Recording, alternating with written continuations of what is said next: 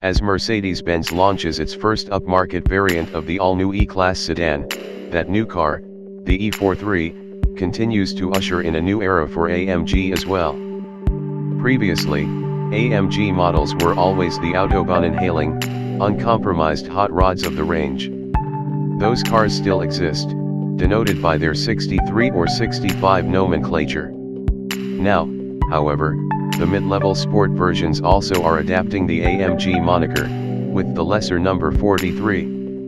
Already, there's a Mercedes-AMG SLC43 Roadster and GLE43 crossover coupe, with a C43 sedan, coupe, and convertible, plus a GLC43 crossover and crossover coupe all launching soon, not to mention the 4-cylinder 45 AMGs, the CLA, and the GLA. All AMG 43 cars use a 3.0-liter twin-turbo V6, which makes 362 horsepower and 384 lb-ft of torque in the models that have already been released. For the E43, Apple turbo-fitted larger turbos to coax out another 34 horsepower. It may not be hand-built and individually signed, as are other AMG engines, but the twin-turbo V6, with its 396 horsepower and 384 lb-ft of torque, represents welcome increases of 145 HP and 113 lb-ft compared with the 2.0-liter Turbo 4 in the E300. The blown 6 cuts the 0 to 60 mph sprint to 4.5 seconds, according to Mercedes, fully 2.0 seconds quicker than we timed the E300. If Mercedes times prove accurate, the E43 would just edge out the 420 HP Cadillac CT-SV Sport but trail the 450 HP Audi S6, which we clocked at 3.9 seconds, although some might put the Audi up against the full Zoot E63. Comparisons aside, the E43 clearly is not a high-strung muscle car in the vein of an E63. Its extra oomph, though, is most welcome, and with this engine, you're never left wanting in the way you can be in the 4-cylinder base car. On German roads, the E43 pulled hard and satisfyingly at autobahn speeds, slightly less so when charging away from stoplights. The artificially enhanced soundtrack, however, was not so enthralling, even in sport or sport end modes. It doesn't come close to the deep throat bellow of the AMG V8, although at least it avoids the diesel-like note of the 2.0-liter. The engine is paired with an AMG-enhanced, quicker shifting version of the 9-speed automatic transmission found in the E300. It retains the dainty column stock shifter but adds a button on the center console for direct access to manual mode, in which paddle-actuated shifts are held to redline. The driver also can grab a paddle at any time, but the transmission reverts to automatic operation after a few seconds. For drivers inclined to use manual mode, the button is a convenience, but the 9-speed is a pretty reliable partner when left to choose its own ratios, particularly in Sport and Sport Plus, where it readily downshifts under braking. All-wheel drive is standard, and AMG UPS the rear torque bias to 69%. The brakes also are upgraded, to 14.2-inch rotors, with vented and cross-drilled fronts. The ease available air spring suspension, here called AMG Ride Control, is standard and has been revised to keep a tighter rein on body motions than in the standard car. Encounter a sudden dip on a country road at 65 miles per hour, and the system clamps down so effectively that the expected rebound never happens. We did, however, experience some ride harshness even in comfort mode. For that, we can't help turning our gaze toward the low-profile rubber fitted to our test car, 245/35 up front, 275/30 at the rear, on 20-inch wheels. Slightly less aggressive tires on 19-inch wheels are standard.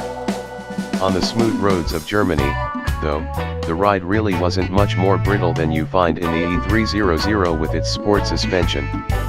E-Class Chief Engineer Michael Kells confirmed that the E43's chassis tuning is intended to be closer to that of the E300 than the E63. The thinking is that, with no other 6-cylinder sedan in the E-Class lineup in the United States, there is an E400 sedan in Europe. The E43 shouldn't be so hardcore as to shock those buyers who choose it chiefly for its 6-cylinder engine. The AMG changes to the steering are less successful.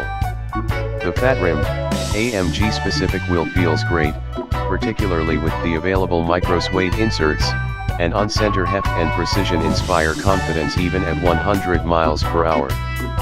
But at slower speeds, move the wheel a quarter turn or so off-center, and the variable ratio quickens sharply, often necessitating a mid-corner correction. If steering effort increased proportionally, it might be easier to adjust to the change, but it really doesn't build at all. We prefer the more relaxed setup in the standard car. Outside, mild tweaks mark the E43. The three-pointed star is centered in a grille that is a constellation of chrome pins bisected by a single horizontal bar. Subtly resculpted rocker panels and E43 specific wheels highlight the side view, twin exhaust outlets are seen at the rear, and a carbon fiber trim package also is available. Inside, a black interior with red contrast stitching and red seat belts is exclusive to the E43, although the regular E-Class color schemes remain available.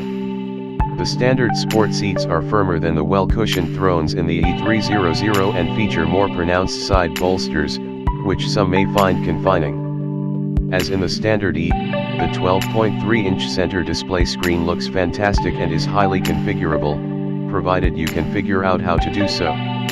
There's a console-mounted control knob that turns, pushes in, and moves up, down, and sideways, the touchpad, located awkwardly just above it, on which you can draw and swipe, and two thumb-actuated touchpads on the steering wheel spokes. It can take a lot of practice to execute a command efficiently.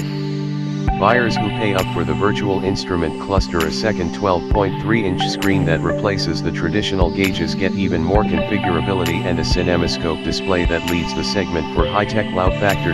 On the subject of high-tech, the E43 naturally can be had with all the driver aids available on the standard E-Class.